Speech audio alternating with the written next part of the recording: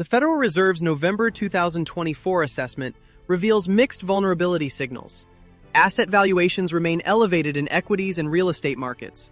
Business and household debt levels have improved considerably, declining to their lowest level relative to gross domestic product in 2 decades. Banks maintain strong capital positions, though fair value losses on fixed-rate assets remain sizable.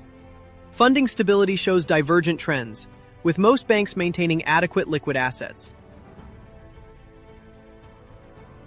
Asset valuations present material vulnerabilities across multiple markets. Equity prices relative to earnings remain near historically high levels, with corporate bond spreads staying narrow.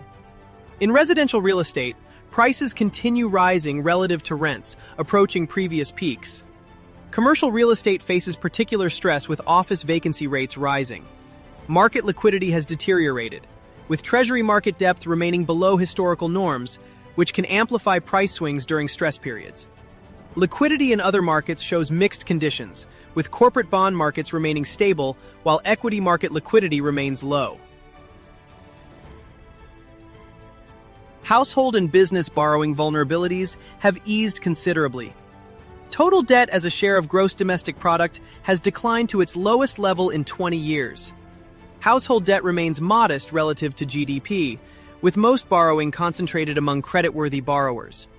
However, delinquency rates on credit card and auto loans for less creditworthy borrowers have risen above pre-pandemic levels. Business leverage remains elevated by historical standards, yet corporate earnings have remained robust. Smaller businesses show signs of stress, with debt servicing ability declining. The banking system remains fundamentally sound, with regulatory capital ratios exceeding pre-pandemic levels. However, fair value losses on fixed-rate assets remain substantial. Hedge fund leverage stands near its highest level since 2013. Life insurers hold illiquid and risky assets. Geopolitical escalation could disrupt energy markets. Sharp economic slowdowns could trigger asset corrections.